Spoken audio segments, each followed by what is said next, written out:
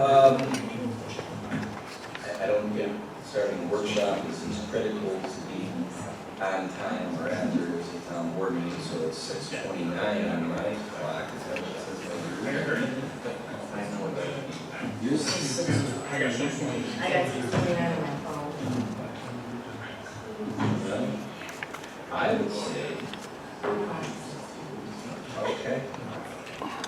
All right. Good to know. What do you say? Should I go? All right. All right, well, welcome everybody to the Thursday, May 15th, 2025 Webster Town Board Workshop. Tonight we have 2 agenda items, and we're going to start out with Maria Dewar, who's in our, she's in our engineering department and our community development department, but she's also taken on a third role as really the liaison of the grant efforts that we've done the last couple of years. So she's going to do a presentation to the community, to the board, on the grant efforts of the last really 15 years in town. So Okay. the time is yours. Thanks. Good evening. I'm speaking tonight about the historical grant efforts of the town from 2010 to 2025. The purpose of this presentation is to show that as the town has grown, so has the town's use of grants to assist in funding necessary projects. As I have been part of this process, I have realized that there are some misconceptions about what a grant is and what they can do, but I'll discuss that later in my presentation. So let's get started with the breakdown of grants awarded to the town from 2010 to 2019. There are limited records available for grants from this period of time, so please forgive me if I've missed something. From 2010 to 2019, grants were researched and applied for by the engineering firms hired for municipal projects, WIDA, and town staff. As you can see, the largest award year was 2017, with a total award amount of $3,248,000, closely followed by 2019, with a total award amount of $1,480,000. This award was for a singular project of sidewalk improvements along Ridge Road from Jackson Road to 5 Mile Line Road. Through the combined efforts of town staff, WIDA, and engineering firms, the total amount awarded to the town was $4,950,000 from 9 grants. From 2020 to 2005, grants were researched and applied for by the engineering firms hired for municipal projects, WIDA, and town staff, as was done in 2010 through 2019. However, in October 2023, the town secured the services of Gino Connell and Associates, as well as assigning the task of town grant liaison to me, Maria Dewar. Each firm or person filling these roles plays an integral part of the process. Engineering firms identify and sometimes write grants that apply to the project they were hired to design. WIDA identifies and applies for grants tied to economic development, and Gino Connell and Associates identify and apply for grants that range from municipal projects to IT hardware upgrades. My role is to keep the grants application moving. I help gather materials or remind the teams of each project of items needed for an application. Mainly, I liaise between Gino Connell and Associates and the town. However, I, like everyone else on town staff, assist with other projects as needed. This vast team enables the town to be proactive rather than reactive to grant opportunities. As you can see, teamwork pays off. The largest award year was 2024, with a total award amount of $20,471,657. The largest award was funded by the NYSEFC, or New York State Environmental Facilities Corporation, for improvements to the wastewater treatment plant Phase 2 to accommodate the increase in waste flow. Closely followed by 2024 in success is 2021, with a total award amount of $2,372,859. Through the combined efforts of town staff, Gino Connell and Associates, WIDA, and the engineering firms, the total amount awarded to the town was $25,852,924 from 14 grants. The grants tracker presented in November of 2024 has been updated with the grants awarded and applied for to present date. This update includes grants written and applied for by Gino Connell Associates, WIDA, engineering firms, and town staff. This tracker can be found on the town webpage under Our Community. As mentioned at the beginning of this presentation, as the town's efforts to offset costs through grant funding has grown, I have noticed some misconceptions about what a grant is and what they can do. I'll speak on them now. Misconception number 1. The town can quickly pull a successful grant application together. Fact. Developing a grant application requires significant research, planning, and writing time. Planning and research are a significant piece of the process, as some grants include requirements or restrictions that preclude us from applying. As an example, sometimes the match on a grant is a higher percentage than we'd like. When that's the case, the urgency of the project is taken into consideration. If it's not urgent and just something we'd like, then the project is put on hold while we look for better opportunities. Or sometimes a grant requires specific studies that haven't been conducted and can't be completed in the time frame of when a grant is due. These are just a few of the things reviewed by the grant consultant and project teams. Misconception number 2, don't worry, we'll get funding. Fact, grants are competitive, subjective, and based on a total score of points given to each application by the review committee. There is only so much money to go around, so the review committee must scrutinize each application. As each application is scrutinized, sections are awarded points. Those with the highest number of points are selected for awards.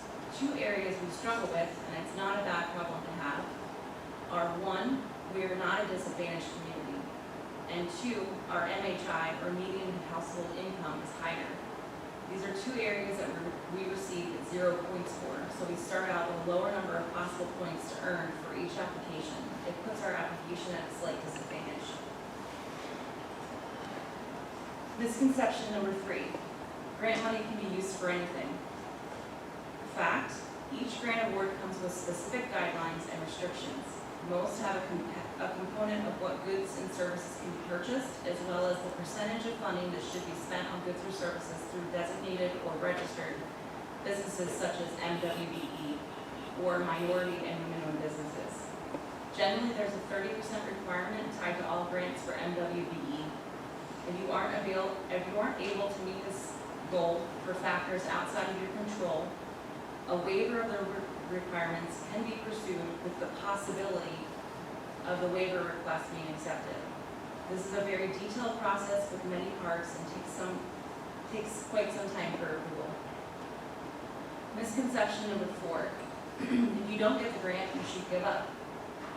Fact, rejection is part of the process. If a proposal is not selected, review the feedback, make improvements, and try again. As an example, the first application for the Smart Growth Comprehensive Plan Grant was rejected in 2021. In 2022, the feedback received from the original application was incorporated into the new application and it was awarded. Misconception number 5. Grant funding is solely derived from taxpayer money. Fact, although tax revenue is an important source of funding for grant programs, other revenue streams from collection of fines, fees, and borrowing for bonds are also utilized. If we don't pursue grant opportunities, we risk losing out on getting some of that taxpayer money back into our community. In summary, grants are a great way to supplement funding for a project while also lessening the overall expense of the project. However, there are often strings attached, hoops to jump through, and stringent reporting requirements that need to be considered. Grants aren't free money. This is why we weigh each opportunity and review the pros and cons of applying or not. When we take the time to review and select the best strategy for the town, we get the best outcomes. So I'd like to thank the town board for their continued assistance with the grants process, whether it's making phone calls or writing emails. Your assistance is greatly appreciated. Thank you. Do you have any questions? Thank you for the very detailed report and your tutelage earlier with me regarding the document. Happy to help. Appreciate it. First of all, Maria, thank you for a wonderful presentation. And a special thank you for the acronyms list. You're welcome. So many times we all get lost in that alphabet soup, such as LGRMIF, Local Government Records Management Improvement Fund. Unless you're in the department that's getting that, you have no idea what that might be. Secondly, when you spoke about the misconceptions in number 2, with median household income and the things that might put us at a disadvantage to applying for some grants. I think it was 2 years ago, in spring of '23, where we considered and heard presentations on being a climate smart community. And we were also made aware that that could qualify us for some grants, especially for some of the projects we were already doing. Fact is, unfortunately, this board voted that down. Do you see grants that would be available but we don't qualify for because of not being a climate smart community? I see that we lose points for not being a climate smart community. We're still able to register, but again, with there only being so many, there's a total maximum points per application. And if you start out already -3 or 4 points, or whatever bracket they sign up to, then our application is really going to struggle to get funding. Certainly won't be as competitive. Yeah, very competitive, very. I also like the piece about rejection, don't give up. I immediately thought of a classmate of mine who, for the junior prom, this young man, I think, invited at least 25 different girls to go to the junior prom with him. And they all declined. But he did finally find one, and he attended the junior prom. So there you go. Don't give up. Nope, never. Yes. Wow. I didn't. That's it. One of the things that I think is an interesting fact that I learned is joining the board is how difficult it is to write a grant and how having the right words and the right language and everything has to be very specific and on point, and any small deviation can also impact the grant. So it does take a very special skill set to be effective at writing grant applications. It's not, be very challenging for somebody who doesn't have that ability. Great. Well, obviously, this is something near and dear to my heart, so I don't know if I have any questions per se, but I just want to highlight a couple of things real quick.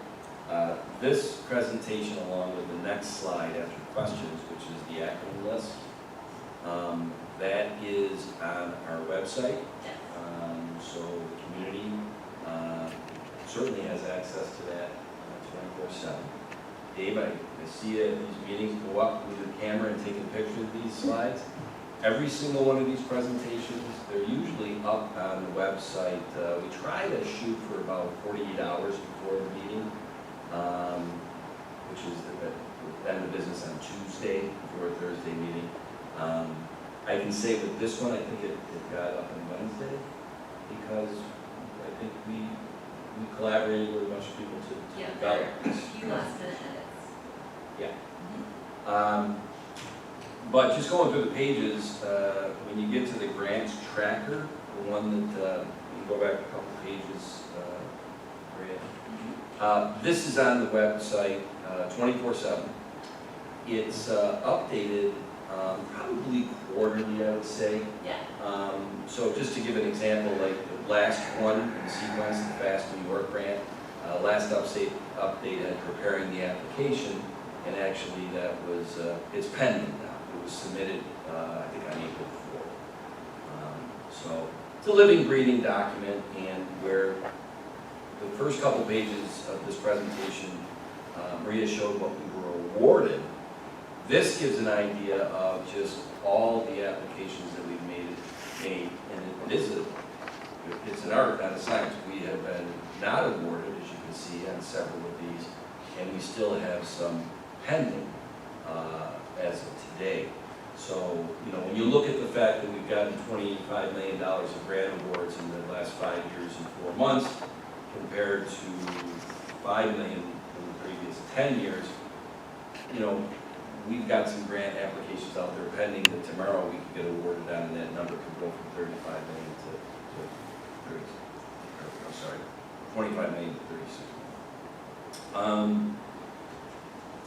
The myths versus facts. I gotta say, on the myth number 3, when you brought up MWBE, is it MWBE? Yes. Minority and women-owned businesses. This one has confounded me the last couple of years, and I remember when we were looking at the sewer plant, that we were warned that if we went for a certain type of grant, WIA grant from EFC, that we might get, let's say, a $1 million grant, but it potentially could add $1.5 million to the cost of the project. So you gotta, you know, grants, you gotta be very careful, because if having 30% of the work done by a minority and women-owned business, they may not be the low bid. So that could work against you. And we saw some situations where we thought that the return, if you want to call it, of getting a grant was not worth the risk, that it looked like we would be paying more on the total project net of the grant we got. Misconception number 5. I just want to make sure everybody understands where it says grant funding is solely derived from taxpayer money. Look, the town taxpayers, real estate taxpayers, for every dollar of grants that this town gets, it's one less dollar that we have to really tax the citizens of Webster. That's a fact.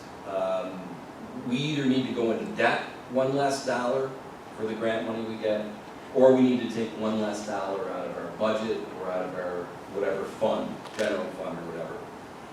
And I always go back to the fact, and I remember, you know, anybody go to, I don't know what it's called now, it's Frontier Field, Red Wing Stadium, whatever. Innovation Field. It's been around 30 years now. That's amazing to me, right? But back in the early 80s through the mid-90s, there was this, it was very controversial that, you know, the state has these entertainment grants and stadium grants, and people would say, you should use that money for feeding the poor and for homeless. And it's like, well, you don't understand. That money is slotted to go to entertainment and stadiums. And if Rochester doesn't go and get it, I can assure you some other community is going to get it. And that really is what this misconception in this number 5 is that, yeah, you can argue that these monies, all of these monies that we've received over the years are taxes that you're paying into the system, probably New York State income tax or sales tax and whatever. But we're trying to bring that money back to Webster to improve the quality of life in this 35 square miles that this board, that's our job. Our job is to govern Webster. My job, the board members, is not to be a state legislator, not to be a state senator, not to be the governor. If you want to change how the state collects taxes and creates these pools of funds for grants, then you need to do that through the state assembly, the state senate, and the governors, in elections and all that. But here, the town of Webster, our job, and I've said it many times from this dais, I could argue that the most important job of a town board member is the stewardship of the taxpayers' money. I can't stewardship your federal taxes. I have no influence over the federal budget. We don't have any influence over the county budget. We have no influence over the state budget. We have 100% influence over the town budget, and that's why it is, to me, it's imperative that we go out and get as much of this money that is out there so that downstate's not getting it, or the Adirondacks. We need to bring that money here if it's available, and it is available, and I think really we have made this a premium the last 5 years. And not just my lips flapping about it, the way we approach it and be proactive and analyze it and be strategic. This is nice to go out and show the record. The record speaks for itself. 10 years prior, less than $5 million in grants awarded. We have 25 million plus in the last 5 years and 4 months, and if you came back, Maria, in 3 or 4 months with some of these pending grants, you might be pushing 35 or 40 million. So, I said I'd be brief. That wasn't that brief, was it? But I wanted to make sure that that didn't go unspoken, because I think grants is a very, I don't want to say controversial, but it's a misunderstood aspect of government funding. So, thank you. Thank you. Thanks, Thank you, Maria. presentation. Thank you. Plus, I knew that I had a few minutes there, right, Chris? It's gonna take me a while to get over here. Right, you know, I said we have 2 workshop agenda items tonight. On our agenda, it was slotted for 6:50 p.m. and Henry, I think it was 6:50 p.m. How about that? Our next agenda item tonight is an update on the Sandbar Park, food trucks for the summer of 2025. Chris Bilo, our the town's Parks and Rec Commissioner, is going to give that presentation. So Chris, all right. So what I'm going to do is just kind of go back real briefly and then give an update to kind of how we got to where we are here in May 2025. Okay. So as you recall, back in November of 2024, we did a presentation. This was a few weeks after we had the bid results, and it's actually about a month. After we did the bid results from the brick and mortar concept that the town worked on with Sam Pantuzo and his team. As a result of that, those bid numbers that came in, and obviously the overall construction costs and payback, et cetera, that would go into that, the decision being made to not pursue the brick and mortar. And if you recall, there was basically 4 options at that time, really to kind of consider how to move forward. Option 4 is the direction that was chosen to sort of pursue, which was basically to look at a less costly option, provide seasonal food at Sandbar Park, as an example, food trucks. One of the things we had discussed kind of all along, even during discussion with the Pantuzo team, there was a number of different opportunities, but it was pretty clear that option 1 from the start was to look at a brick and mortar type of a facility. So that's the reason that we went that path to start. This was always sort of another option that we knew may or may not have to ever sort of be pursued. So after that presentation to the town board in November, the Parks and Rec Department, starting in January, sort of began putting together, I'll call it a process or a plan of how this might work. Because obviously between January and summertime or June, while it's on a calendar of several months, from a scheduling standpoint, it's a very short time. So we started in January, kind of all agreed that a food truck system was probably going to be the best option for us, again, working under that time frame. And then sort of how we should best go about putting this process together. So the first thing that we did is in January, created sort of a survey, short survey, where we sent it out to 26 different food truck vendors, just kind of asking for their input on what the operations from a schedule from June 25 through September of 25 might look like. We received back 14 responses out of those 26. We asked things like your availability, your scheduling, your commitment level, how committed you would be to this process, just so we had an understanding. But again, receiving the 14 initial responses was, I think, a good sign. So that brought us into February, where we began sort of a similar process as what we did with the brick and mortar concept, where only this time it was myself. I met with 8 different food truck vendors. They came into the office, we sat down, very casual conversation. Every one of them sort of brought something different to the table, not menu related, but just also ideas and concept-wise, kind of how this process might work. So that was a good discussion because it really sort of changed the thought process of how this may be structured as we moved forward. What I think was our original and initial thought of what a schedule might look like from a consistency standpoint, we started to realize it wasn't probably going to be feasible based on how food truck operations function between events and private businesses, etc. So we did that in the month of February, and then when we got into March, we ended up, again, it's a sort of similar process with our brick and mortar meetings. We ended up with 6 food truck operators who were, what I'll say, committed to the process, or committed to providing service this year. So from there, then we then created a Google Doc to be able to ask for their availability. Again, we are right in this March timeframe, right in the sweet spot of when these food trucks are starting to plan their season. Some of them were already pretty much committed, so their availability was less than others. But again, we didn't want to wait any longer than we could because they'd fill up, obviously, and we would be in a different boat. So did that through the month of March, sort of got the days and times, and again, that's where that discussion of consistency came in. We knew once we started this Google Doc from a calendar standpoint that we weren't going to have a consistent Friday night from 4 to 10 because it was difficult to be able to find food trucks during that time. We're providing a service there where we can't guarantee them X number of people. If it's a rainy, cold night in June, there may be nobody. If it's a beautiful 75-degree night, there could be 300 people. It's hard for a food truck vendor when we're not paying them to be there to turn down what I'll call paid gigs. So if they get a graduation party on that Friday night, they're going to commit to that. To the credit of the 6 food trucks that we were dealing with, they all were committed that once they put their name on that schedule, they were committed to that, even though they're not being compensated all the time. So even if something better comes up, they'll give us their word that they'll honor their obligation.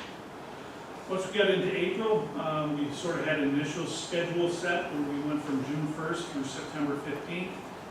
Again, just based on what I'll call Rochester weather, that seems to be the easiest for us to be able to schedule. You do get the one-offs where we do have nice weather later in the season. We do have the ability to extend this. We get food truck operators so that if it goes well and we want to go a little longer, we can always extend it. We're not locked in, but we wanted to give the operators at least sort of some parameters. Also started a promotional campaign in regards to how this might look, how we'll roll it out. Obviously, getting this meeting here to present the concept to you guys. Also working with the food truck operators to sort of make sure and encourage that those folks are doing the same, that they don't just rely on the town to be able to promote it. They have their own Facebook groups and social media following, etc. So they have to have some of that buy-in. The town installed picnic tables in the park, especially in the location of this area. We spread a number of them out as we see need. We'll either move them around or bring some more in, or at least we have tables down there now. And then once we reached May, we got into our final schedule after some shifting around of some dates. Created a promotional flyer that's been out on the website now for about a week and a half, just saying that the schedule is coming.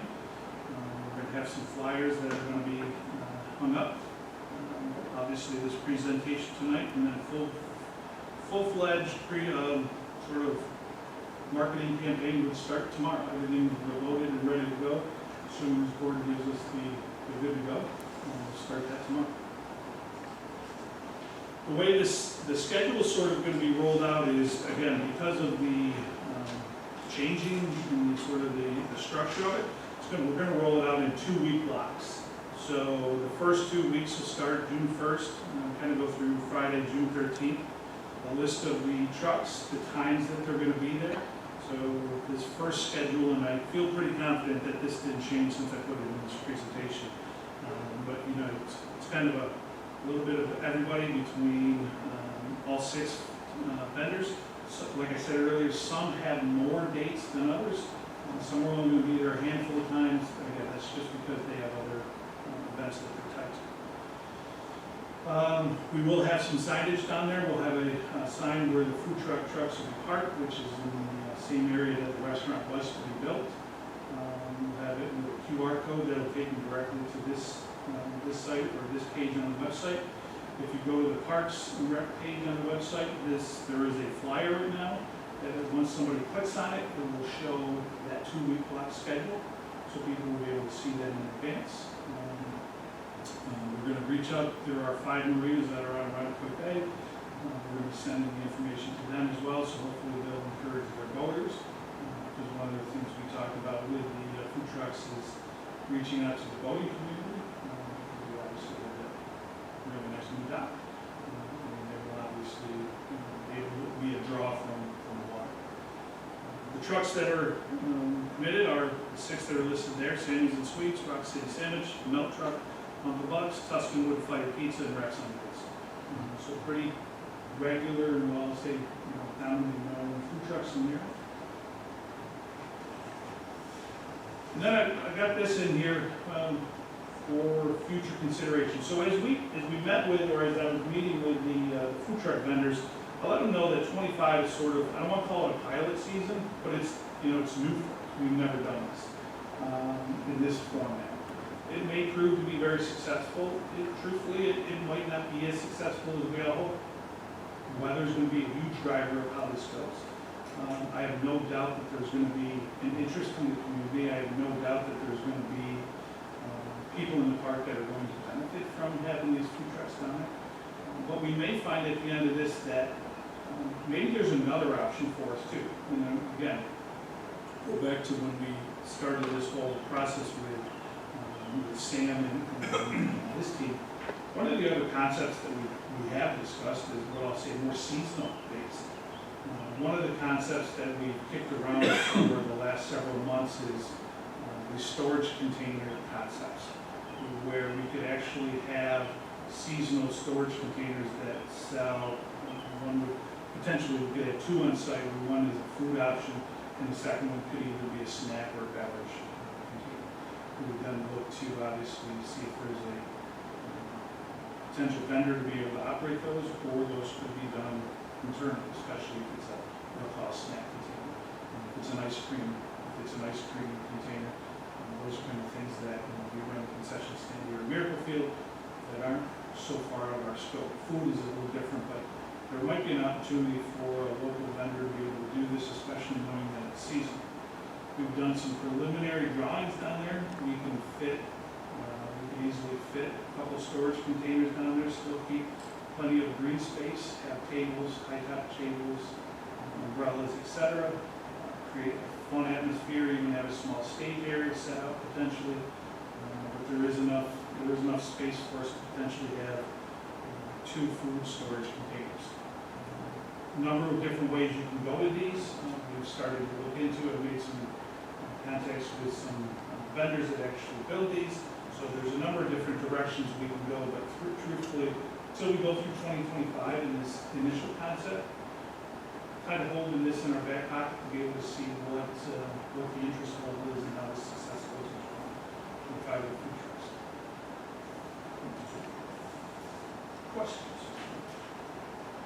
I Thanks for think the- this was a great presentation. I genuinely appreciate the creativity of what is possible down at Sandbar Park, because there's many people who are still very sad, disappointed about the Bayside not being there. And this is a step in the direction of bringing people together and being able to have a life and hang out by the water. And your vision for what can be done in the future, with the potential of having a drink or a bar-like facility, a food facility, very casual, lots of room for people to hang out, bring chairs, listen to music in the pavilion area, could really bring back the same vibe that was there before, and at clearly a fraction of the cost. So I like it. I think it has a lot of merit and a lot of potential, and could really be a nice place for people to congregate in the summer months. I also think it's a great idea, and I applaud you for as Jen said, that creativity. One of the things that, as you got into talking about the seasonal storage containers, I think it's important that we look at something that is in your promotion, and that's that because this is not a structure that's permanent, we don't have a lot of the requirements and the stumbling blocks that we had with state agencies for the previous plan that we looked at. Well, once again, Chris, I commend you on thinking outside the box when it comes to creativity with storage containers. I just had a couple of questions. I'm very familiar with 3 of these vendors, so I'm looking forward to visiting when they arrive. I noticed that there was no Saturday dates on here. To be honest with you, John, I didn't bring the full seasonal schedule. There are some, Okay. but like I said at the beginning, when I started sitting down with them, Right. that's, in the food truck world, I learned that this is called like an open event, is what they're kind of doing for us. That's how food trucks originally, kind of got started, they were showing up downtown, and they're on street corners and those kind of things. Right. They call that open event. A lot of them don't do that now because there's a lot of overhead for them between hiring staff and supplies. So they commit themselves to either events or private parties. And it was actually fascinating to learn because I thought, again, it's Rochester, it's a limited set number of events or activities going on. A lot of what they're doing now are private catered events, whether it's a graduation, a wedding, a rehearsal dinner, or just a block party. So and most of those take place on Saturday.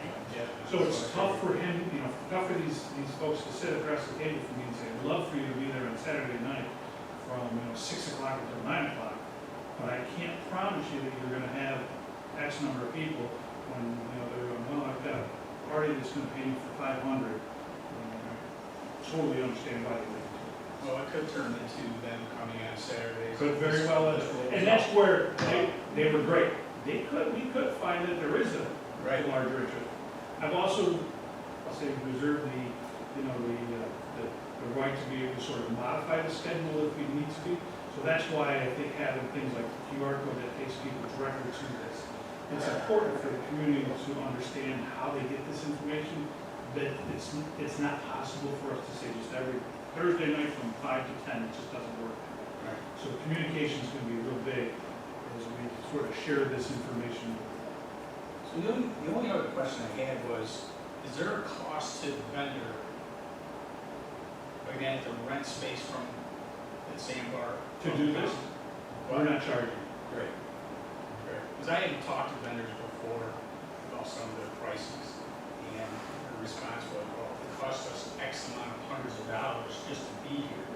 So The only thing it's that, great news. yeah, the only thing that we were very upfront with them, we said, again, truthfully, they're doing us sort of solid by coming in and doing this open event. So we said, we're not gonna charge it for space, we're not gonna put a permit for them. The only thing that we required them to do, like we do as anyone, is they complete a permit, so we have it, which automatically certificate of insurance is Right. included, and they gotta be up to date with New York County. Which, again, we have 6 food trucks that are established that are. Thank you. Jay? Thank you. You answered my questions about insurance talk, so thank you. Well, I'll be interested to see how this goes. Chris, Me too. I was, truth be told, last Friday, I think, I was garaging you with some videos and some pictures. Oh, yeah, I was yeah. down in Clemson, South Carolina, and there's a barbecue place down there, the Smoking Pig, and they, a couple of years ago, took their parking lot, because there was such a wait to get in to eat, that they put 3 of these storage containers, kind of 2 of them in like an angled thing, facing out, and then 1 on top. And it's unbelievable. They got a bar going on out there. They got, and it's. But we've looked at this, and I mean, some of the, you can see on the picture that's a storage container. Right. That's they trick these things out like you wouldn't believe. They're houses now.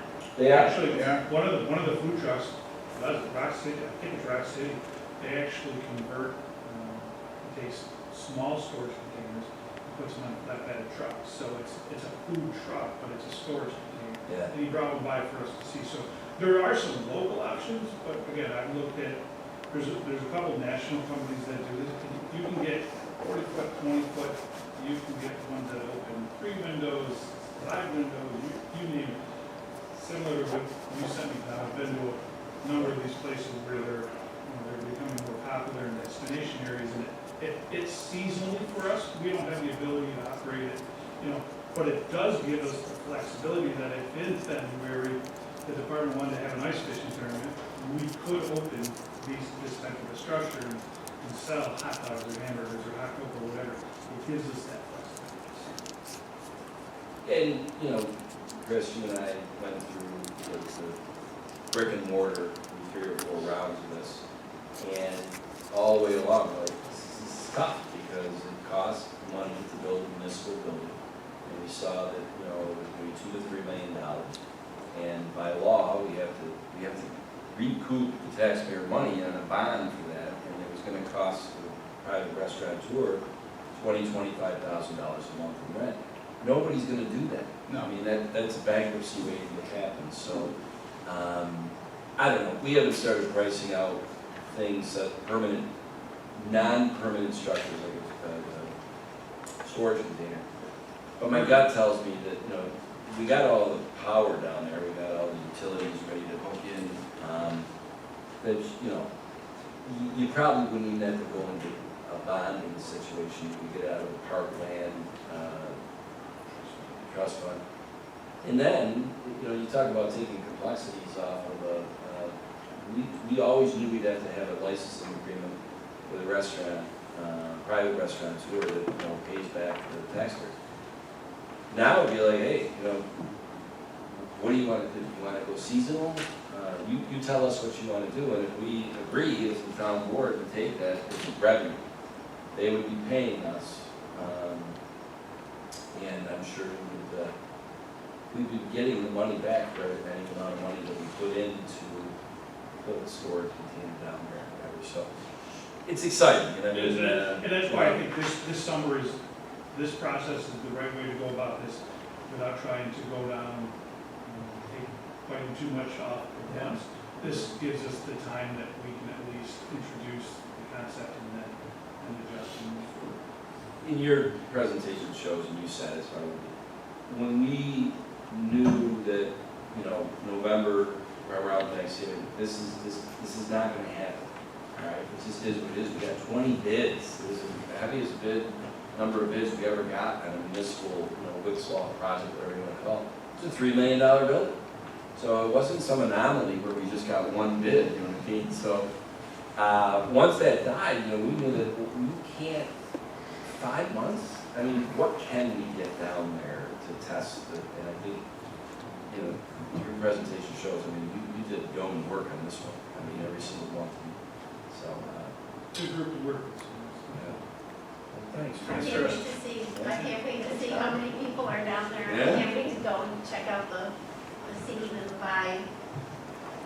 Well, that concludes the workshop for the night, and that means we got about 18 minutes before we start the regular town board meeting, so we won't be rushed with kind of stretching legs and whatever else. So we'll see in a little bit.